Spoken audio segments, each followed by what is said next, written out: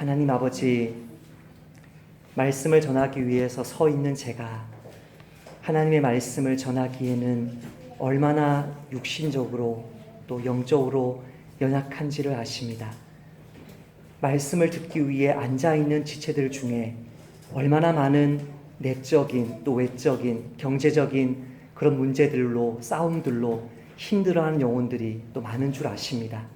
그러나 주님, 주 성령님으로 우리 각 심령을 붙들어 주사 말씀을 전하는 자가 오직 주님의 능력을 의지해서 주의 십자가 붙들고 말씀 전하게 하시고, 말씀을 받는 자가 하나님의 말씀을 성령으로 분별하여 아멘으로 받는 은혜를 주옵소서. 예수님 이름으로 기도합니다. 아멘. 바울은 지난 6장에서 그리스도인이 우리가 죄를 이길 수 있는 근거를, 이유를 이렇게 설명했습니다. 죄가 너희를 주장하지 못하리니 이는 왜냐하면 너희가 법 아래 있지 아니하고 은혜 아래 있습니다. 너희가 율법의 모세 시대의 그 율법의 지배 아래 있지 아니하고 예수 그리스도의 그 은혜의 시대 가운데, 그 은혜 가운데 다스림을 받고 있기 때문이라고 이야기했습니다. 그리고 바울은 6장 전체에서 우리가 그리스도와 연합함으로 이제는 더 이상 죄의 종이 아니라고 선포했습니다. 그러므로 이제 더 이상 우리는 죄에게 종노릇하면 안 됩니다. 만약에 죄에게 종노릇하면 그 죄가 우리에게 월급을 주는데, 임금을 주는데, 급료를 주는데, 삭스를 주는데, 반드시 주는데 그것이 사망이라고 했습니다. 그런데 문제는 죄의 종에서 해방되는 것만으로 끝나지 않습니다.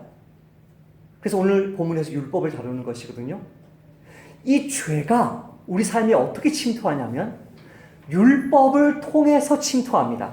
그러니까 내가 알고 있는 하나님의 말씀을 통해서 침투합니다. 심지어 목사님의 권면을 통해서 침투합니다. 성경 말씀 가운데 있는 내가 알고 있는 지식을 통해서 침투합니다. 저 사람이 저렇게 가르치기 때문에, 성경 말씀이 이렇게 말하기 때문에 더더욱 그것을 어기고 싶은 것입니다. 사람의 죄가 그렇게 무섭습니다. 사람이 그렇게 자기 자신까지 속일 수 있는 정말 죄덩어리입니다. 율법이 들어온 것은 범죄를 더하게 하려 함이라. 율법은 선한 것인데 그 율법이 들어온 것은 범죄를 더하게 하려 함이라. 인간이 너무나 악하기 때문에 율법을 주면 그 율법조차도 하나님을 더 불순종하는 것으로 사용하실 것을 알면서도 그 율법을 몽학 선생, 가정교사 삼아서 복음으로 이끌어 오시려고 하나님이 율법 주신 거야. 율법은 진노를 이루게 하나니 율법이 없는 곳에는 범법도 없느니라. 율법이 죄가 무엇인지 말해주지 않는다면 우리가 짓는 죄를 어떻게 죄라고 말할 수 있겠습니까? 물론 우리의 양심이 그것이 죄라고 이야기하지만 율법이 들어온 이후에는 정확하게 무엇이 죄인지 무엇이 죄가 아닌지 설명해 주니까 정죄감이 더 생기는, 정죄감이 더 비참해지는 거예요. 더 비참해져요. 선한 율법이 우리로 하여금 더 죄의 나락으로 빠지고 더 큰 죄책감에 휩싸이게 만들고 더 죽고 싶게 만드는 이런 역설적인 현실이 누구에게? 죄인에게, 누구에게? 비그리스도인에게, 육신에 속한 자에게 있다는 거예요. 그게 지난 6장의 메시지였어요. 이와 같이 율법은 선합니다. 그러나 그 선한 것이 죄인에게 주어지니까 그 죄인이 더더욱 죄짓게 됩니다. 결과적으로 율법이 죄를 부추기고 그로 인해 범죄하면 또 그 율법이 우리를 정죄하고 죄 짓고 쉽게 만들고 죄 지으면 정죄하고 그 속에 꽉 끼어 있는 영혼이 죄인의 영혼이고 죄인의 실상이고 예수님을 알지 못하는 사람의 영적인 현실이라는 거죠. 그래서 오늘 본문에서 하나님은 무엇을 이야기하시냐면 너희들 그 옛사람이 죄에 대해서 죽었을 뿐만 아니라 너희들로 하여금 죄짓게 만들고 너희들을 정죄하여서 너희들을 죽음으로 자살로 몰아가는 그 율법의 세조차도 너희가 죽었다. 그걸 설명합니다. 그것을 설명하기 위해 하나의 비유를 드는데 그 비유가 무엇이냐면 결혼의 비유입니다. 결혼이 무엇인지, 이혼이 무엇인지, 재혼이 무엇인지 그 비유를 듭니다. 여기 1절부터 6절까지 법이라는 말이 참 많이 나와요. 1절에 2번 나오네요. 2절에 2번 나오고 3절에 1번 나오고 4절에 1번, 그 밑에 율법.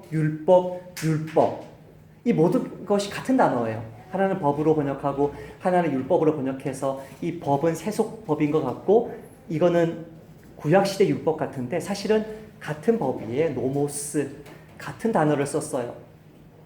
형제들아 내가 법 아는 자들에게 말하노니 너희는 그 법이 사람이 살 동안만 그를 주관하는 줄 알지 못하느냐.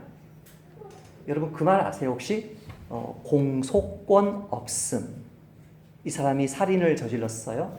사진을 저질렀는데 이 사람이 살인을 저지르다가 자기도 죽었어. 그러면 그 살인자는 공소권이 없습니다. 그 사람을 기소할 수 없습니다. 죽으면 끝납니다.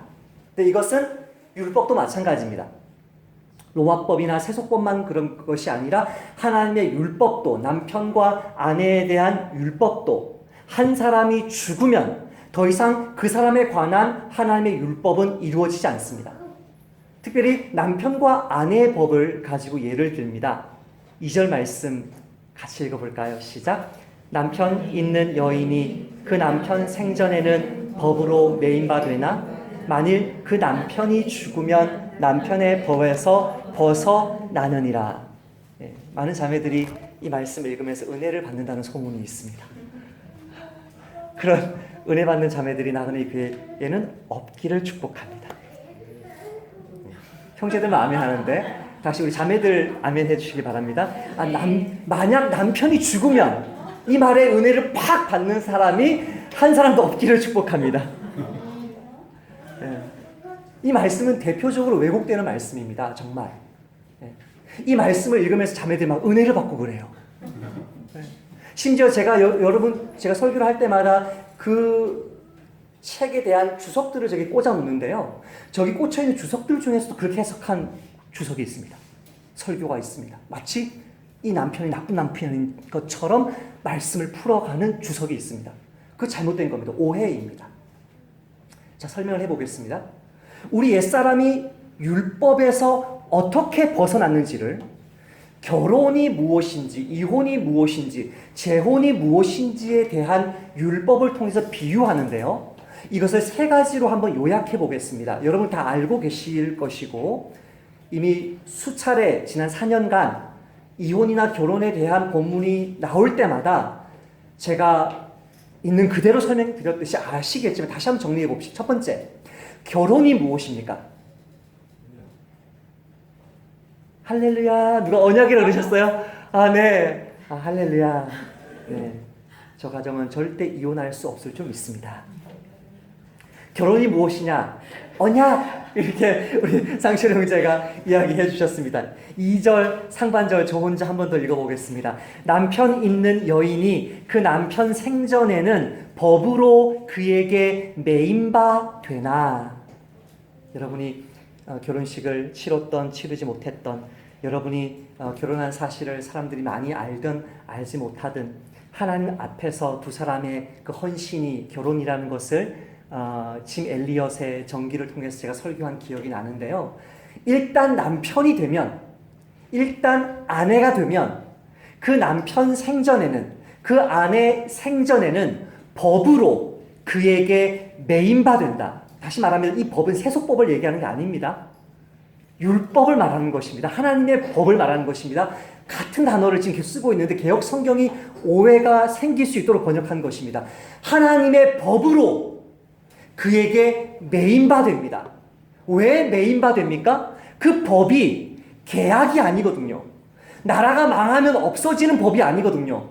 천지가 없어질지언정 1.1획도 없어지지 않는 하나님의 법이거든요.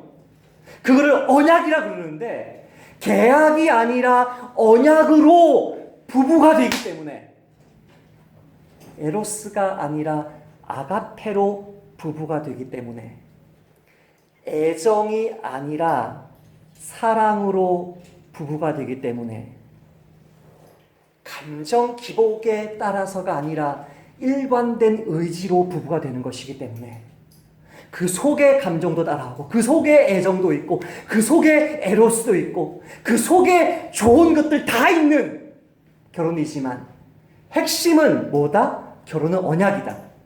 컨트랙. 한 사람과 또 한 사람이 계약 맺어서 너 이렇게 해주면 나 이렇게 해줄게. 너 이렇게 해주면 나 끝까지 살아줄게. 너 이렇게 안 해? 우리 끝이야. 이게 아니라는 거예요. 세속 법에서 말하는 그런 결혼이 아니라는 거예요. 예수님이 너무나 손쉽게 이혼하는 이 고약한 유대인들의 질문을 받으면서 이것을 이렇게 설명하십니다. 바리새인들이 예수께 나아와 그를 시험하여 이르시되 사람이 어떤 이유가 있으면, 다시 말하면 밥을 태웠다든지 여자가 나한테 반말을 했다든지 애 숙제를 제대로 안 봐줬다든지 어떤 이유가 있으면 그 아내를 버리는 것이 옳으니까 예수께서 대답하여 이르시되 사람을 지으신 이가 본래 그들을 남자와 여자로 지으시고 말씀하시기를 그러므로 사람이 그 부모를 떠나서 아내에게 합하여 그 둘이 한 몸이 될지니라. 이 한 몸은 육체적인 결합을 의미한다기보다는 육체적인 결합을 포함하는 삶 전체의 하나됨을 의미합니다. 그래서 이 한 몸을 찢으면 육체적으로 그냥 결합한 것이 빠이빠이 되고 끝나는 게 아니라 여러분의 삶 전체가 찢어질 것입니다. 한 몸이 될지니라 하신 것을 읽지 못하였느냐? 그런즉 이제 둘이 아니요 한 몸이니 그러므로 하나님이 짝지어 주신 것을, 다시 말하면 하나님이 언약으로 맺게 하신 것을 사람이 계약처럼 나누지 못할지니라. 고린도전서 7장 10절에 결혼한 자들에게 내가 명하노니 명하는 자는 내가 아니요 주시라. 이 말 오해하면 안 됩니다. 예수님의 말씀이 아니라 내 말이기 때문에 권위가 없다는 말씀이 아니라 하나님이 사도를 통해서, 예수님이 사도를 통해서도 말씀하시는데 이 말씀은 예수님 역시 명확하게 언급하신 적이 있는 말씀이다. 그 뜻입니다. 내가 결혼한 자들에게 명하노니 명하는 자는 내가 아니요 주시라. 여자는 남편에게서 갈라서지 말고. 목사님 이미 갈라섰는데요. 목사님 이미 별거 들어갔는데요. 목사님 세상 법으로 이미 이혼했는데요. 세상 법으로는 그렇습니다. 그러나 하나님 앞에서 이혼되지 못했습니다. 여전히 부부입니다. 법적으로는 이혼했습니다. 그러나 하나님 앞에서는 남편 있는 여자고 아내 있는 남자입니다. 그걸 명확하게 아셔야 됩니다. 두 번째, 결혼이 무엇이냐? 결혼은 하나님의 언약이다. 그럼 이혼이 무엇이냐? 목사님, 이혼에 대한 율법이 무엇입니까? 3절 상반절 같이 읽어봅시다. 시작. 그러므로 만일 그 남편 생전에 다른 남편에게 가면 음녀라. 왜 음녀입니까?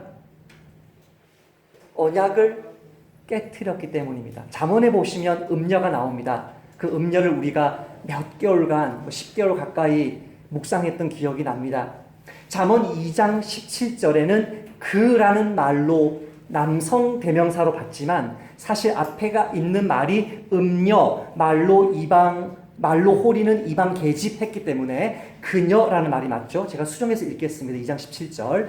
그녀는 젊은 시절의 짝을 버리며 그녀의 하나님의 언약을 잊어버린 자라. 장원의 이 교사가 교훈하려고 하는 젊은 친구는 이스라엘 사람입니다. 그 이스라엘 젊은 친구를 유혹하려고 하는 여자도 이스라엘 사람입니다. 그런데 음녀입니다. 그 음녀는 어릴 때 맺었던 자기 짝을 버렸습니다. 이유는 다양하겠죠. 돈을 못 번다든지 부부 생활을 못 한다든지 여러 가지 버릴 만한, 세상 사람들이 생각하는 버릴 만한 이유로 버렸는데, 그것을 그 여자에 대해서 어떤 그 행동에 대해서 말하거나 그 남자를 비난하는 것이 아니라 그녀의 하나님의 언약을 잊어버린 자다. 부당하게 이혼함으로써 하나님 앞에서 맺은 결혼 언약을 깨트린 음녀나 음남이 또 다른 희생자를 만든 것입니다. 그것이 꼭 창남에게만 있는 것이 아닙니다. 오늘날 무수하게 일어나는 이혼, 재혼에서 일어나고 있고, 지금 미국 대통령도 몇 번째 부인이에요? 계속 일어나고 있는 일입니다. 말라기 2장 13절에서 하나님이 헌금을 받지 않는다는 충격적인 이야기를 합니다. 그러므로 여호와께서 다시는 너희의 공헌물을 돌아보지도 아니하시며 그것을 너희 손에서 기꺼이 받지도 아니하시거늘 너희는 이르기를 어찌 됨이니이까 하는도다. 이는 너와 내가 어려서 맞이한 아내 사이에 여호와께서 증인이 되시기 때문이라.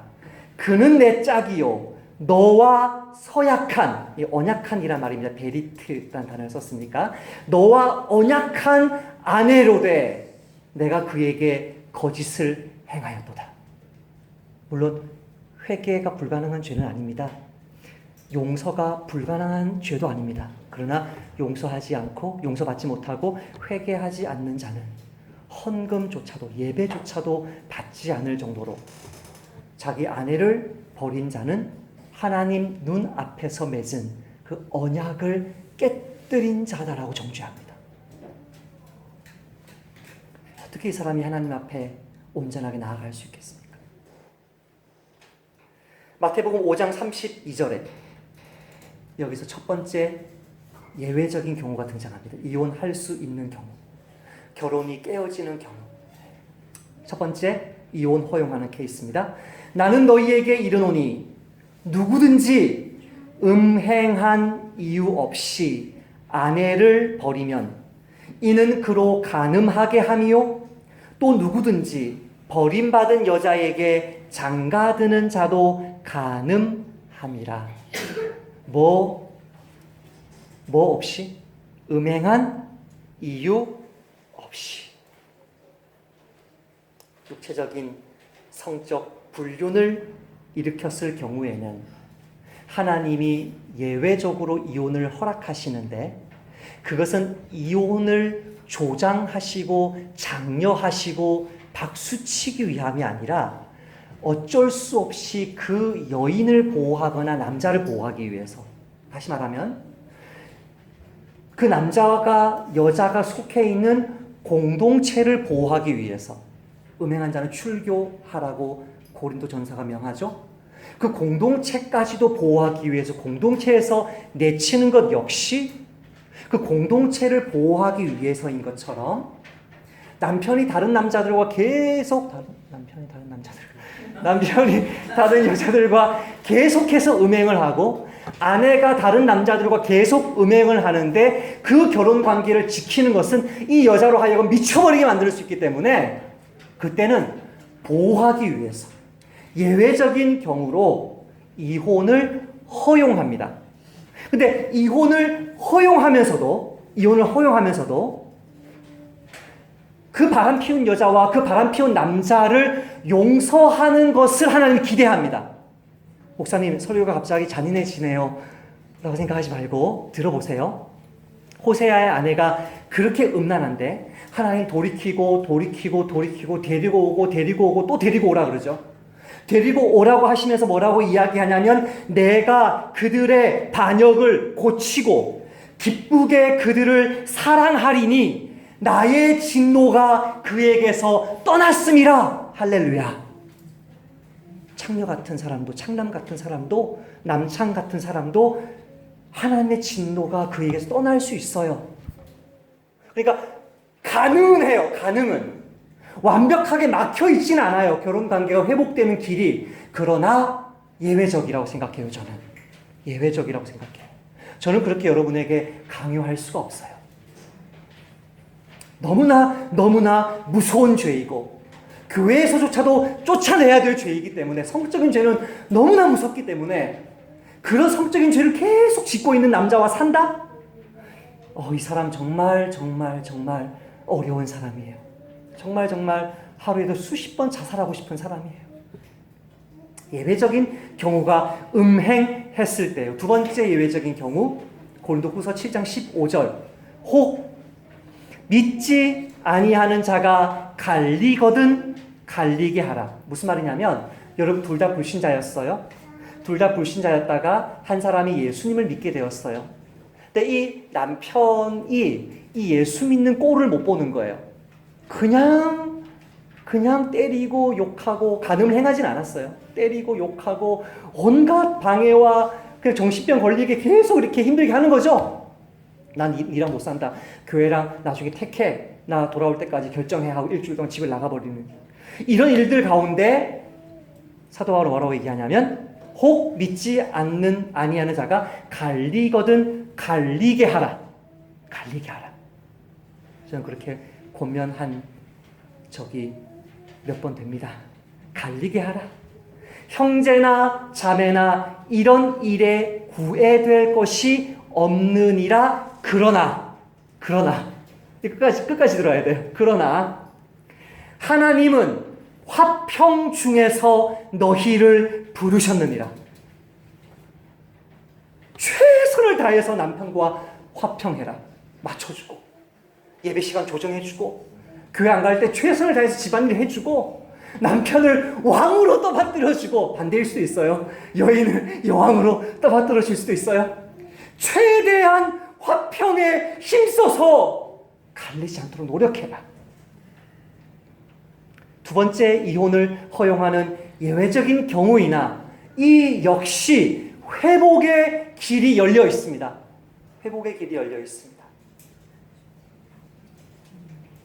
그러나 그렇지 않은 경우에는 이혼을 해도 법적으로 하나님 앞에서는 이혼이 아닙니다. 음행한 이유가 아니었기 때문에. 그런데 이혼했다고 재혼한다? 간음입니다. 그렇죠?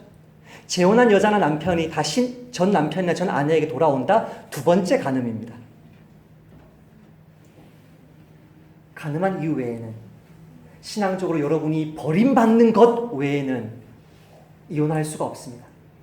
마지막, 오늘 본문에서 너무나 완벽한 이혼, 재혼의 여지가 없는 재혼의 자유가 주어지는 것은 사별입니다. 사별.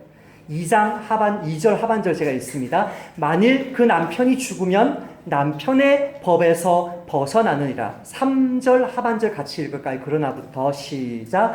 그러나 만일 남편이 죽으면 그 법에서 자유롭게 되나니 다른 남편에게 갈지라도 음녀가 되지 아니하느니라. 그러므로 사랑이 식었다고 해서, 내 마음에 들지 않는다고 해서, 더 이상 사랑하는 마음이 생기지 않는 관계의 죽음이 닥쳐왔다고 해서 하나님 앞에서는 이혼이 성립되지 않습니다. 그러나 남편이나 아내가 사망했을 때에는 재고의 여지가 없이 결혼 관계가 소멸됩니다. 왜요? 사별했으니까. 사별만이 음행도 용서할 수 있고요, 나를 버리려고 하는 남자나 여자도 끝까지 내가 잡을 수 있고요, 노력하면 평화를 유지할 수도 있고요, 안 될 때는 어쩔 수 없지만, 그러나 사별만이 재고의 여지 없이 언제든 합법적으로 재혼할 수 있습니다. 이것이 결혼과 이혼과 재혼에 관한 하나님의 율법, 선한 율법입니다. 여기서 사절로 이제 적용 들어가기 전에 결혼에 대한 예화를 하나 드리겠습니다.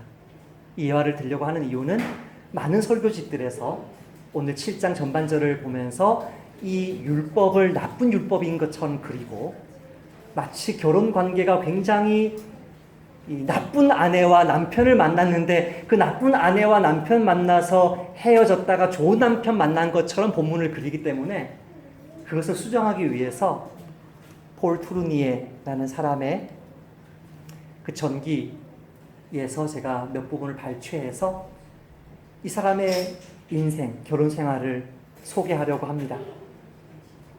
폴 투르니에는 칼빈의 후예입니다. 아빠가 칼빈파, 개혁파 목사였습니다. 유명한 가문입니다. 스위스 제네바, 스위스 주네브의 개혁파 목사의 아들로 태어났습니다. 폴 투르니에는. 그런데 그 아버지 루이 투르니에가 결혼했을 때 아빠의 나이는 60세였습니다.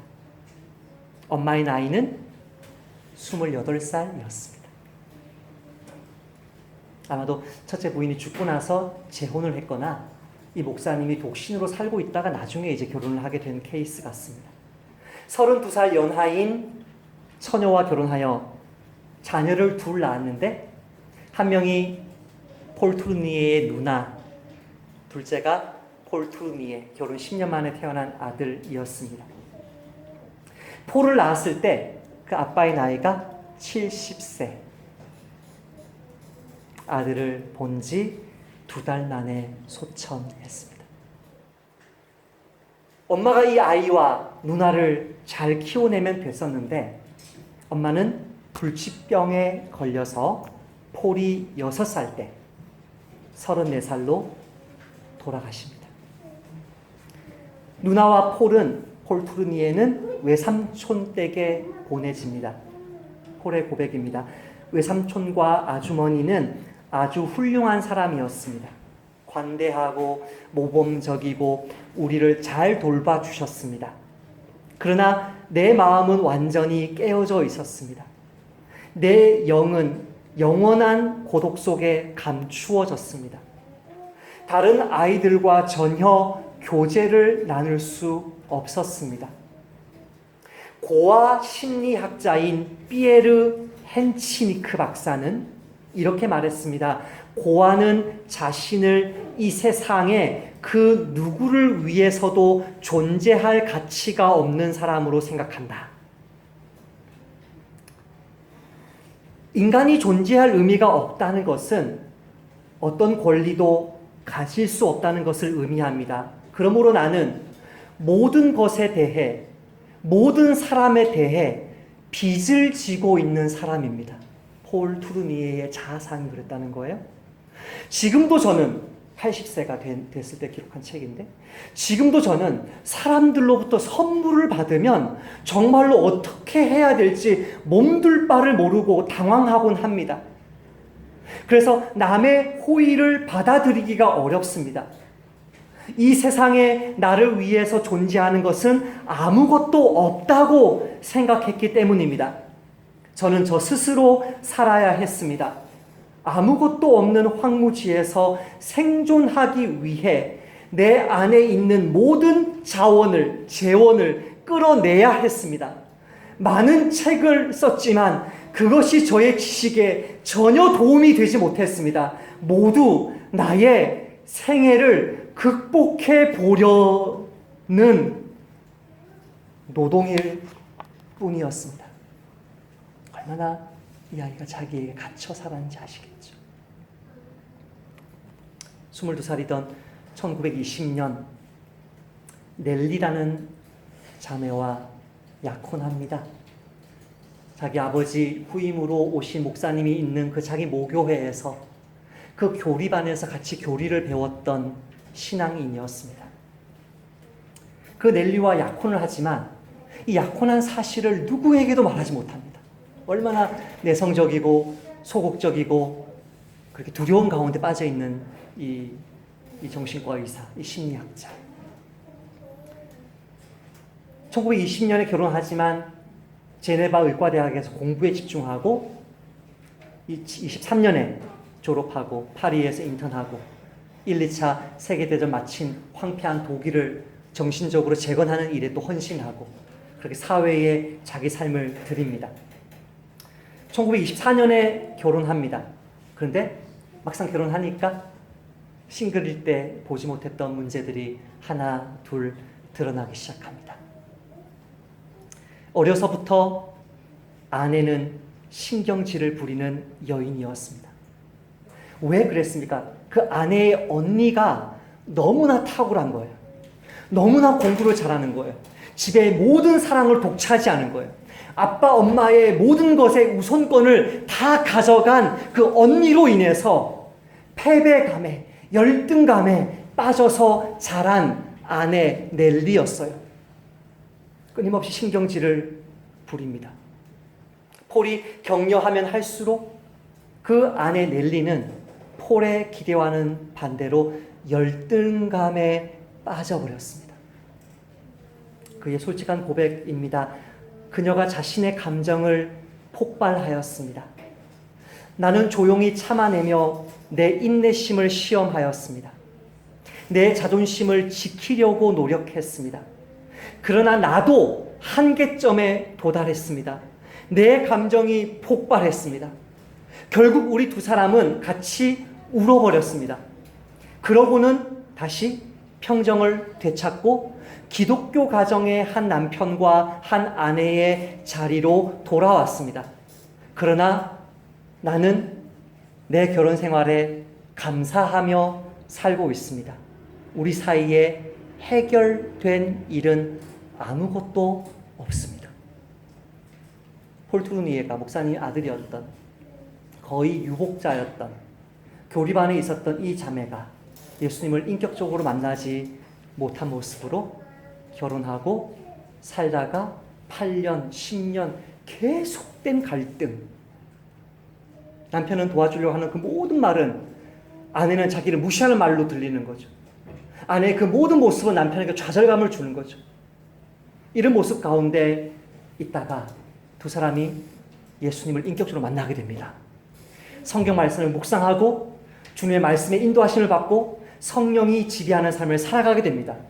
그러던 어느 날 아내가 남편에게 이런 편지를 씁니다. 여보, 당신은 아시나요?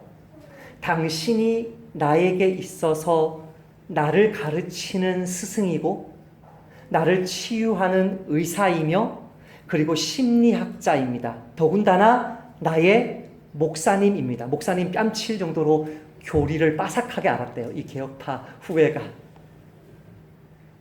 그러나 당신은 나의 남편은 아니에요.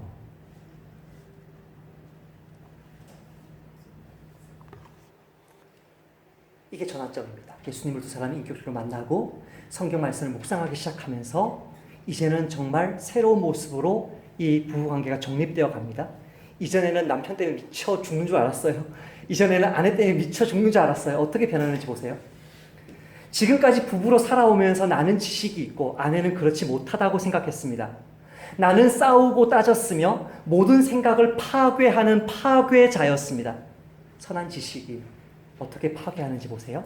나는 고아로서의 고독을 감추기 위하여 자연스러운 나의 감정을 억압해왔고 이에 대한 약점을 감추고 보충하기 위해서 열심히 지식을 쌓았습니다. 그러나 이 모든 것이 실질적인 나의 삶에는 아무런 도움이 되지 못했습니다. 아내에게 설교를 했고 아내에게 교육을 했습니다. 그러나 나의 감정, 나의 근심에 대해서는 아내와 한마디도 나누지 않았습니다. 몰아닥치는 절망감에 대해서도 아내에게 한마디 말도 할 수 없었습니다. 그러므로 오랫동안 부부로 살아왔지만 우리에게는 침묵만이 있을 뿐이었습니다. 이런 부부가 얼마나 많습니까 지금? 이미 이혼한 부부든지 하나님 앞에서는 이혼이 안 됐지만 아직도 이혼 못해서 살고 있는 부부든지 얼마나 이런 부부가 많습니까? 어느 날 아내와 조용히 묵상하는 시간을 가졌습니다. 두 사람이 예수님의 인격적으로 만나게 됩니다. 이제는 아내를 내가 가르치고 설교하는 대상이 아니라 진정한 파트너와 인생의 반려자로서 서로의 문제를 나누어야 한다고 생각했습니다. 나는 생애 처음으로 나의 아픔을 그녀에게 호소했습니다. 우리는 진정한 부부관계를 회복하였습니다. 우리는 묵상 시간에 마치 서로 고해성사를 하듯이 자신의 이야기를 하게 되었습니다. 그리고 세상에서 가장 친밀한 사이가 되었습니다. 할렐루야. 아내 넬리와 결혼해서 산지 60년이 되었습니다. 10년은 완전히 한 전투와 절망 가운데, 50년은 너무나 행복하게. 이제 그녀는 저 세상으로 갔습니다. 사별합니다. 우리 부부는 마지막 때를 이야기해 줍니다. 병원에 아내를 놔두지 않고 병원에서 퇴원시킵니다. 아내를 가장 편안하게 보내주기 위해서. 우리 부부는 그녀가 임종하는 순간까지 아무 거리낌 없이 죽음에 대한 대화를 나누었습니다. 아테네에 있는 미국 사람들에게 제가 강의할 일이 있어서 그곳에 아내와 함께 머물고 있을 때였습니다. 아내는 병원에, 자기는 강의실에, 컨퍼런스 하는 곳에. 아내는 관상동맥 혈전증에 걸려 있었고 수술 후유증으로 고통받고 있었습니다. 강의 끝나면 저녁 때 아내가 가서 함께 있고, 끝나면 아내와 함께 있고, 밤을 지키고, 이렇게 왔다 갔다 하면서 한 달을 보내는 거죠. 한 달 동안이나 아테네의 병원에 입원해 있으면서 우리는 참으로 오랜만에 함께 시간을 오래도록 보낼 수 있었습니다. 아내는 자신이 죽음에 이를지도 모른다는 사실을 알고 있었습니다. 남편이 그걸 감추지 않았습니다. 죽음을 준비할 수 있도록.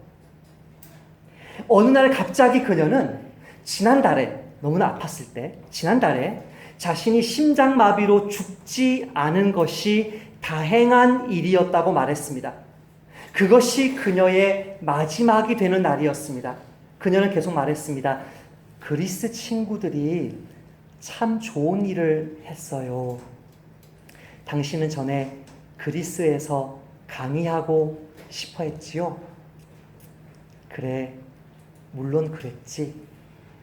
우리가 무사히 다시 제네바로 돌아가 아이들과 손자들을 볼 수 있었으면 좋겠어. 아내가 아무런 열등감 없이 남편을 세워주고, 남편은 그런 이야기 받으면서 역시 내가 똑똑한 거 당신도 알잖아 이런 말 하지 않고, 그런 헛소리 하지 않고, 당신 건강하게 돌아가서 우리 아이들, 우리 손자, 손녀들 보러 같이 갔으면 좋겠어. 내가 강의하는 게 중요한 게 아니라 당신과 함께 안전하게 우리 집으로 돌아가는 거야. 아내는 잠시 침묵하더니, 만일 내가 지금 죽으면 곧 하늘에 있게 될 것이고 당신의 부모님을 만나 뵙게 될 거예요 라고 말했습니다. 나는 무척 감동하여 대답했습니다. 자기 감정이 다 회복됐죠, 이 사람이. 누가 이런 감정 회복의 치유자가 되었겠어요? 그 아니에요. 그죠? 감정이 감동하여서 말합니다. 맞아요. 당신이 하늘에 도착하면 내 양친께서 당신에게 감사할 것이요. 그동안 고아나 다름없던 당신들의 아들에게 이토록 사랑스럽고 좋은 아내가 되어준 것에 대해서 말이요. 그것이 마지막이었습니다. 잠시 후 그녀는 내 손을 자신의 가슴에 올려놓고 말했습니다. 바로 그거예요. 확실해? 네. 그리고 그녀는 죽었습니다. 폴 트루니에의 60년을 함께했던, 자기 안에 갇혀 있었던 한 남자와 자기 안에 갇혀 있었던 한 여자의 결혼이 어떤 것인지를 보여줍니다. 저는 이것을 오늘 본문의 예화로 의도적으로 선택했습니다. 남편이 나쁜 놈이고 아내가 나쁜 놈이라고 성경을 해석하는 것은 완전한 오해입니다. 이것이 바로 하나님이 선한 율법으로, 어떤 율법으로? 선한 율법으로 세우신 결혼이고, 사별입니다. 만약에 폴 투르니에가 그리스도와 연합하여 그의 옛사람, 감정도 솔직하게 드러내지 못하고 두려움 때문에, 빚진 마음 때문에, 남이 자기를 거절할 것에 대한 두려움 때문에 감정 솔직히 드러내지 못하고 자기를 감추려고 온갖 지식과 학위와 세상적인 지위를 쌓아 올리는 그 옛사람이 죽지 않았더라면 폴 투르니에는 결코 발견하지 못했을 결혼의 아름다움입니다. 만약 넬리 투르니에가 그리스도와 연합하여 그의 옛사람이 죽지 않았더라면 열등감 속에, 시기심 속에, 질투 속에 끊임없이 자신과 남을 파괴하는 그 옛사람이 죽지 않았더라면 결코 맛보지 못했을 50년간의 행복한 결혼 생활이었습니다. 바로 이것입니다. 하나님의 율법은 선한 선물이었습니다. 그것은 거룩한 것이었습니다. 그것은 진리였습니다. 상대방과 같이 사는 것이 고통이 아니고 행복이었는데 내가 죄 가운데 사로잡혀 있으니까 상대방이 뭐만 보였습니까? 허물만 보였습니다. 약점만 보였습니다. 그것이 나로 하여금 더 분노하게 하고 내 인생을 파멸로 몰아갔던 것입니다. 두 사람 모두에게 상대방은 하나님의 선한 선물이었는데 그들의 연약함 때문에, 완악함 때문에 그 선한 선물을 보지 못했던 것입니다. 그런데 예수님을 만나게 되니까, 내가 변화가 되니까 서로와 함께 살아가는 것이 얼마나 큰 복인지 다시금 제대로 발견하게 된 이것이 여러분으로 하여금 죄를 짓게 만드는 것 같고, 여러분들로 하여금 정죄하고 여러분을 얽매이게 했던, 여러분의 옛사람을 죽음으로 내몰았던 그 율법을 예수님이 만나고 나서 다시금 발견해내는 사람의 기쁨입니다. 아멘. 오늘 본문에서 율법을 죽어 주기를 기다리는, 자는 남편 보면서, 자고 있는 아내 보면서 저 인간 왜 이렇게 오래 사나, 빨리 주님 데려가 주세요라고 기도해야 되는 그런 나쁜 남편이나 나쁜 아내로 해석하는 모든 해석들은 잘못입니다.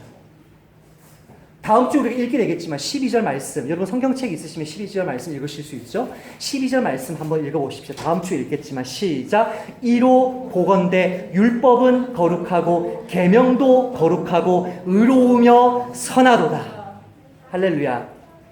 따라서 합시다. 이로 보건대 내 남편은, 내 아내는 거룩하고 의롭고 선하다. 할렐루야. 너무나 탁월한 남편, 너무나 자상한 아내였는데 내가 죄의 종이 되어서 그 배우자와 함께 사니까, 그 배우자를 내 옛사람의 모습으로 자꾸 상대하니까 숨 막힐 정도로 잔소리만 하는 남편이거나 폭발해 버릴 정도로 열등감에 사로잡힌 배우자로 느껴지는 것입니다. 하나님의 선한 선물인 율법이 나를 정죄하고 찌르고 괴롭히는 것으로 보이는 것입니다. 사실 누가 괴롭혀요? 지금 자기 죄가 자기를 괴롭히는 것입니다. 그래서 우리는 5절 말씀을 같이 한번 읽어보십시다. 우리가 육신에 있을 때에는 율법으로 말미암아 죄의 정욕이 우리 지체 중에 역사하여 우리로 사망을 위하여 열매를 맺게 하였더니, 우리가 육신에 있을 때에는 율법으로 말미암아 죄의 정욕이 우리 지체 중에 역사하여 우리로 사망을 위하여 열매 맺게 하였더니. 제가 여러분에게 만들어드린 GBS 교재에는 어거스틴의 고백록의 한 구절이 적혀 있습니다. 어떤 고백록이냐면 어거스틴이 불량배들과 함께 배나무 밭에 배 따러 갑니다. 그런데 배가 먹고 싶었던 것이 아닙니다. 목이 말랐던 것이 아닙니다. 그 배가 너무나 맛있게 보여서 유혹을 당한 것도 아닙니다.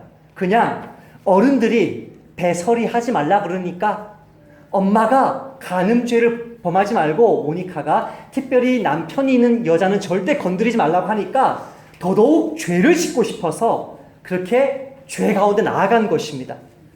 어느 날 밤 우리는 다 함께 그 배낭으로 몰려가 힘껏 흔들어서 많은 배들을 우수수 떨어뜨린 후에 그 중에 몇 개만 맛을 보고 나머지는 전부 돼지들에게 던져 주었습니다. 왜냐하면 우리는 그 배들이 먹고 싶어서 그렇게 한 것이 아니라 단지 어른들이 하지 말라고 하는 짓들만을 골라서 일부러 하는 것이 통쾌하고 좋았기 때문입니다. 너무나 선한 율법을 줬는데 그 율법을 어기는 것이 통쾌하고 좋다는 거예요. 역사상 가장 완벽한 하나님의 율법을 받은 민족이 누구입니까? 이스라엘 백성입니다. 그렇게 완벽한 율법을 받은 이스라엘 백성이 어느 민족보다도 소돔과 고모라보다도 더 끔찍한 반역을 짓고 2000년간 나라가 사라져버리는 어마어마한 징계를 받습니다. 이스라엘 백성들이 완벽한 율법을 가지고 있었는데 그렇게 엄청난 죄를 짓고 엄청난 징계를 받았다는 것은 하나님의 율법이 악하다는 것이 아니고 그 율법조차도 악의 도구로 사용하는 이스라엘 백성들이 너무나 그 이스라엘 백성들의 그 죄가 너무나 무서운 거예요. 그래서 예수님은 죄에 대해서 우리가 죽게 하셨을 뿐만 아니라 그 죄가 틈타는, 그 죄가 기생하는 율법에 대해서도 우리를 죽이십니다. 4절 말씀 읽어볼까요? 같이 읽겠습니다.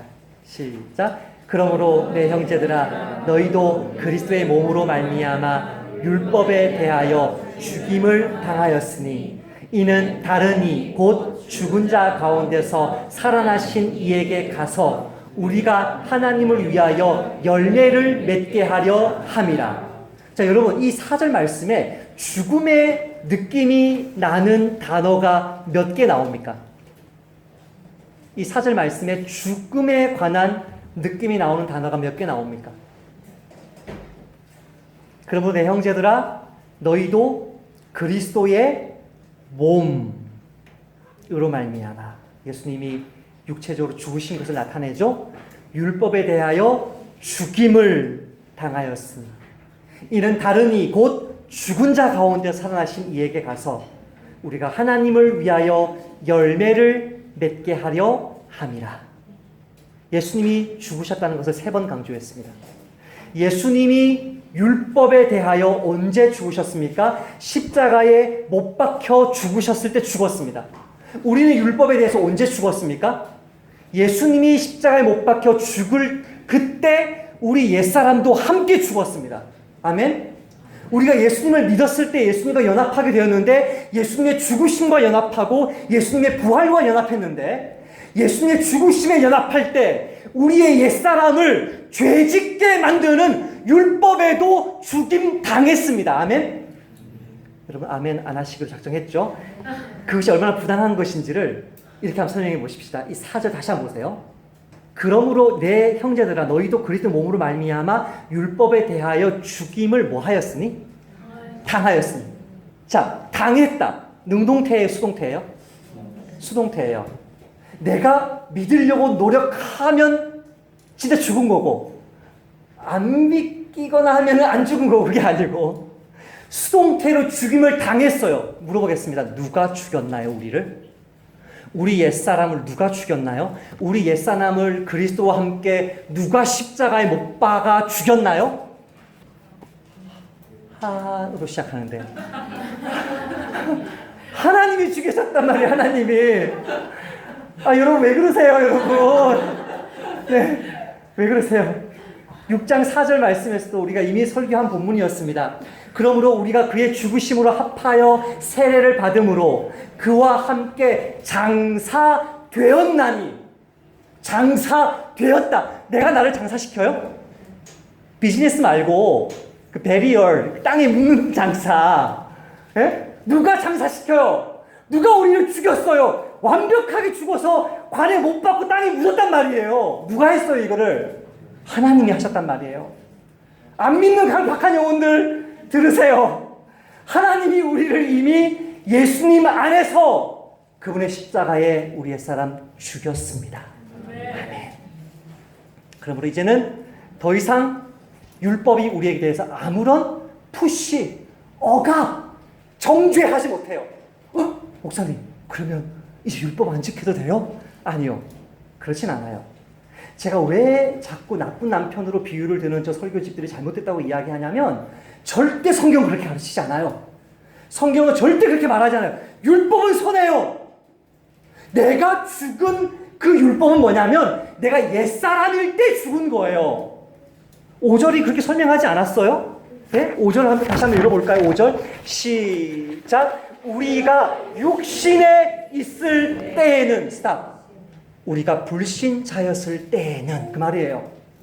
그러면 예수님을 믿고 나서 주를 만나고 나서 하나님이 나를 장사 지내시고 하나님이 나를 죽이시고 나서 나는 새 사람이 되는데 그 새 사람을 오늘 본문이 어떻게 표현하고 있냐면 4절에 다른 남자 곧 죽은 자 가운데서 살아나신 이에게 가서 시집 가서 그분과 연합했어요. 따라서 내 남편은 부활하신 예수님이다. 할렐루야. 어떤 남편도 부러워하지 마시는 자매님들 되시길 축복합니다. 싱글도 아멘 안 했어요? 어떤 기혼자도 부러워하지 마시라니까요. 네? 아멘 안 하는 이 강팍한 싱글들. 다시 말할게요. 내 남편은 부활하신 예수님이다. 할렐루야. 뭐가 무서워요? 율법의 저주를 끊어내시고 율법을 완성하신 예수님이 내 남편인데 그 남편이 나를 안 지켜주겠어요? 이걸 못 믿을까봐 도장을 찍는데 그 도장이 6절에 나와요. 6절 말씀 같이 읽어보십시다. 시작. 이제는 우리가 얽매였던 것에 대하여 죽었으므로 율법에서 벗어났으니 그 이름으로 우리가 영의 새로운 것으로 섬길 것이요 율법 조문에 묵은 것으로 아니할지니라. 여기에 율법 조문에 묵은 것으로 아니할지니라. 여기 나와 있는 율법에서 벗어났으니라는 이 말은 그리스도인들에게 지켜야 되도록 그리스도인이 지키기를 바라는 하나님의 선한 율법을 말하는 게 아니고 구약 시대에 속한 옛사람이었을 때 지켜야 되었던 율법을 말합니다. 중요합니다. 이번 주에 제가 길거리에서 이단을 만났습니다. 그 이단의 이름은 하나님의 교회입니다. 한때 그 이단이 자기들 교회들 이름을 안상홍 증인회 그렇게 했는데 안상홍이가 죽었어요. 부활할 거라 그랬는데 시체를 놔두고 그 시체 썩은 냄새가 얼마나 더러운 줄 아세요? 그 시체 썩은 냄새가 온 이 성전에 가득한데 예배당에 가득한데도 그거 살아날 거라고 기다렸어요. 근데 안상홍이가 안 살아났어. 완전 악취만 주고 죄가 얼마나 무서운지만 보여주고 그냥 갔어. 그랬더니 장길자 그 아내가 이제 하나님이래. 그 장길자 어머니 찬송가 있어. 장길자 어머니를 찬송해요. 제 친척도 그 이단에 빠져서 그 찬송가를 저한테 들려준 적이 있기 때문에 그 찬송가가 얼마나 유치한지 알아요. 그 안상홍 증인회, 장길자 그 교회, 하나님의 교회인데 이 하나님의 교회가 저한테 팜플렛을 딱 주는 거예요. 제가 고민했어요. 지금 이 사람들과 논쟁을 할까 하다가 제가 그냥 돌아섰는데 거기 보니까 이렇게 나오더라고요. 여러분, 다가올 심판 멸망 가운데 구원받기를 원하십니까? 그렇다면 유월절을 지켜야 됩니다. 그 유월절을 지켜야 재앙이 6월 넘어갑니다.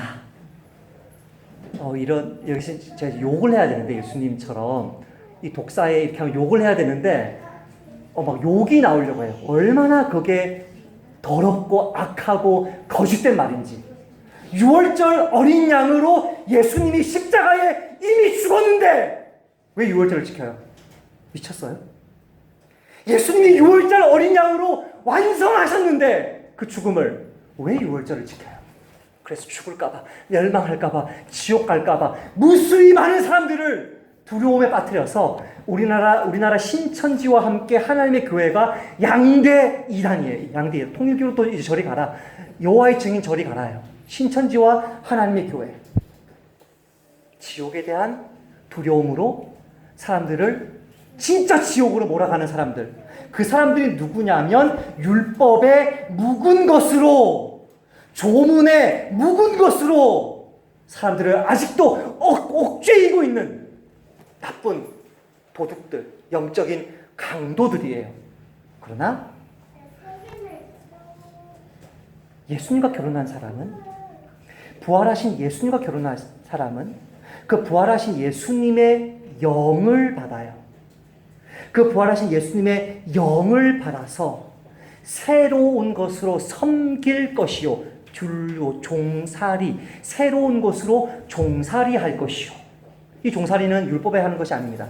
이 종살이는 누구에게 하는 것입니까? 쉽고 가벼운 멍에를 내게 하신 예수님의 종이 되는 것입니다. 그 예수님의 종이 되어서 내 마음속에 하나님이 감동해 주시고 기쁨을 주시니까 기쁨과 자원함으로 율법을 지키는 것입니다. 왜요? 율법은 선한 것이니까. 왜요? 내 남편과 내 아내가 원래 선했으니까. 내가 악해가지고 그 결혼관계가 파탄이 날 정도로 어려웠으니까. 이제는 내가 바뀌니까, 내 안에 예수님의 성령이 들어오시니까, 내 안에 하나님의 성령이 들어오시니까 기쁨과 감사함으로 결혼에 관한, 우리 삶에 관한, 가정과 교회와 이 세상에 관한 하나님의 율법을 기쁨으로 지켜내는 것입니다. 원래 제 설교가 1시간 넘지 않지만 오늘 1시간 넘게 하려고 합니다. 폴트리니에의 결혼으로 설교를 시작했는데 또 한 분의 너무나 아름다운 결혼 이야기를 하고 말씀을 맺겠습니다. 한겨레 신문을 읽는데 이 책 소개가 나오는 거예요. 영화나 책에 대한 소개는 제가 다 읽으니까 읽었죠. 근데 클릭해서 자기 주소 가르쳐주면 책을 보내주겠다는 거, 100명 선착순. 그래서 받았어요. 이창사님께 이렇게 해서 선물 받은 책인데 여러분에게 읽어주라고 주님이 주셨지 않았을까 해서 읽어보겠습니다. 나는 동성애 유혹과 씨름하던 사람들과 상담을 많이 했습니다. 영 희망 없어 보이는 상황에 있는 사람도 있었지만 내 경험에 따르면 오랫동안 게이 생활 방식이 몸에 깊이 밴 사람도 예수님으로부터 도움을 받을 수 있습니다. 그 당사자가 유혹에 넘어가든 말든 상관없이, 아까 제가 수동태를 썼는데 상관없이 변하지 않는 사실이 하나 있습니다. 그 사람이 정말 일편단심으로 예수님께 의지하기만 하면 도움을 받고 동성애로부터 자유를 얻는다는 것입니다. 그러나 반대로 마음 깊은 곳이 나뉘어 있다면 제 아무리 유혹에 단호하게 저항하려고 해도 영적으로 부담만 느낄 것입니다. 율법을 어떻게든 지켜보려고 율법에서 막 두려워하면서 근심하면서 지켜보려고 안 된다는 거예요.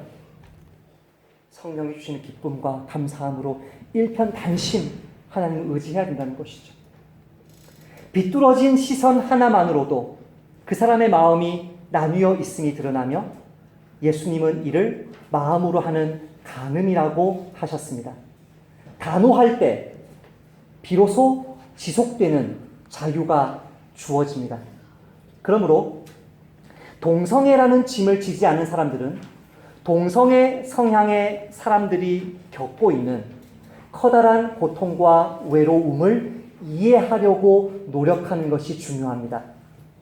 동성애 성향인 사람들의 어긋난 성욕은 보통 다른 이와 진정으로 사랑하는 관계를 맺고 싶은 깊은 갈망에서 생깁니다. 동성애자 대다수는 동성에게 조건 없는 사랑을 받아본 경험이 별로 없습니다. 하워드와 앤 부부가 20년 전쯤 우리 교회에 나오기 시작한 후로 그들 부부를 알고 있었습니다. 그러나 저는 하워드가 얼마나 심하게 자기의 죄와 씨름하고 있는지는 최근에 들어서야 제대로 이해하게 되었습니다. 어린 시절 하워드는 삼촌에게 학대당했고 일 중독인 아버지로부터 사랑받지 못했고 운동신경이 부족해서 또래들에게 놀림을 받았으며 하워드는 자기가 이해받지 못하고 아무짝에도 쓸모없는 존재라는 자괴감에 빠졌습니다. 아버지와 다른 남자들, 또래에게 정말로 관심을 받고 싶었습니다. 그러던 10대 중반 무렵에 동성애 행위에 빠졌습니다. 하워드의 이야기를 직접 들어보겠습니다. 그는 이 어마어마한 죄를 예수님이 이기게 하신 것을 아름답게 간증합니다. 16살 때 저는 다른 사내들이랑 뒹굴기 시작했어요. 그리고 얼마 되지 않아 나이 많은 남자들이 저를 두고 실험하도록 내버려 뒀어요. 그런 성적 실험이 흥분되기는 했지만 제게는 늘 심한 죄책감이 남았어요. 저는 아무에게도 제가 겪는 일을 털어놓을 수 없었어요. 아버지가 저에게 동성애 감정이 있느냐고 대놓고 물으셨을 때조차 거짓말했어요. 21살 무렵부터 동성애로 할 수 있는 것은 다 해보았어요. 하지만 아무것도 저에게 만족을 주지 못했어요. 다른 남자들하고 만나는 일이 공허했기에 사진을 보면서 환상에 빠지는 편이 더 나았어요. 어쩔 수 없는 일이다라고 스스로 변명하면서 문제를 직면하거나 해결하려고 노력하지 않았고요. 일 때문에 스트레스와 불안이 생겨서 보험사에서 심리치료비를 대주어서 정신과 의사를 만났을 때도 개인적 얘기는 입 밖에 내지도 않았습니다. 저는 다른 사람에게 말해도 소용이 없다고, 아무도 날 이해하지 못한다고, 내가 변화하는 것은 불가능한 일이라고 확신했죠. 그 뒤에 제가 처음으로 이성 간의 성관계를 한 N과 결혼했습니다. 아내는 저를 사랑했고 자기가 아는 한 있는 그대로 저를 받아주었어요. 우리는 처음부터 개인적 감정을 솔직하게 나누었지만 저는 결혼하고 2년이 지나서야 아내에게 제 비밀을 털어놓을 용기가 생겼어요. 아내는 당연히 기절하기 직전이었어요. 어떻게 그럴 수 있었는지 이해하지 못했죠. 저는 어린 시절과 당시 저를 짓누르던 생각과 욕망을 아내에게 말해 주었습니다. 그리고 제가 그런 걸 원했던 것은 아니었다고 분명히 말해 주었고, 아내는 제가 변할 수 있으리라고 믿은 모양인지 저를 있는 그대로 받아주더군요. 그 뒤에도 저는 다른 남자들과 우발적으로 관계를 몇 번 맺곤 했지만 그때마다 저를 용서했습니다. 당시 많은 동성애자들이 가족과 친구들에게 커밍아웃을 하면서 용납을 받으라고 했어요. 그냥 동성애자로 살아. 더 이상 정죄받지 말고 동성애자로 살아. 하지만 저는 제가 용납을 받을 수 없으리라 확신했기에 커밍아웃을 두려워했어요. 사실 속으로 저는 용납을 바라지 않았어요. 저는 스스로 제 문제를 극복하고 싶었어요. 결국 저는 평소에 신뢰하던 평신도 사역자에게 제 이야기를 전부 털어놓았습니다. 그분은 제가 전부터 알고 가깝게 지내던 소모임 사람들에게 제 이야기를 나눌 수 있도록 도와주셨어요. 처음에는 그 소그룹 사람들이 적잖이 충격을 받았지만 아주 적극적으로 저를 도와주기 시작했습니다. 자기들에게도 다른 어려움이 있다면서요. 저는 그날 회복을 향한 길의 첫걸음을 내딛었어요. 그렇지만 그것은 정말 첫걸음일 뿐이었어요. 나중에 아니와 저는 교회 공동체에 들어가게 됐고 진정한 치유를 발견할 수 있는 곳에 마침내 도달했다는 느낌을 받았죠.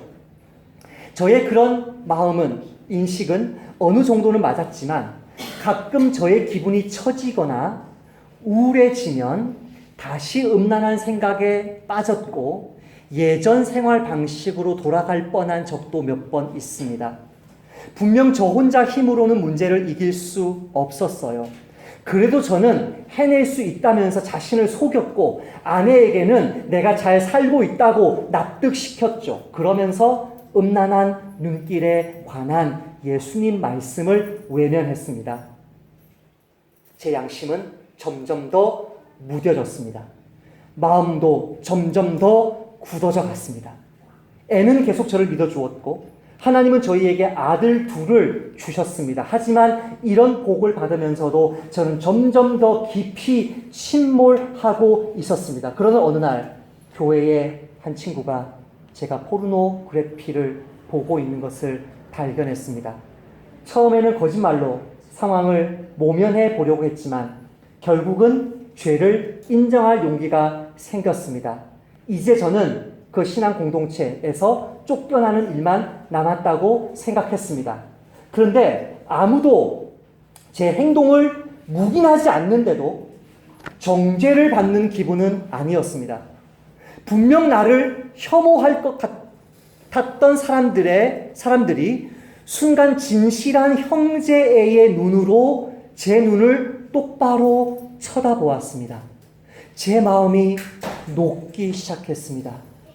진정한 제 모습을 다시 찾을 시간을 위해서 당분간 아내와 별거를 시작했습니다. 교회 목사의 요청에 의해서 별거를 시작합니다.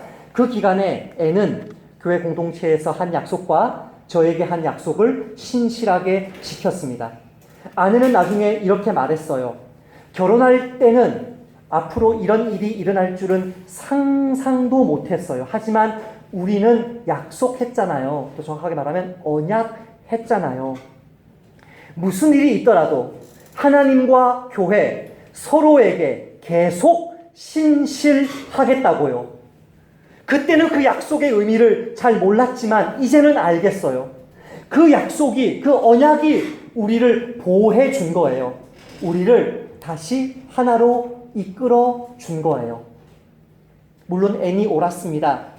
오직 하나님의 은혜로 제가 깨끗해질 필요가 얼마나 절실한지를, 마음을 활짝 열고 과거로부터 이어져 오던 잘못을 일일이 바로잡아야 한다는 것을 깨달은 겁니다.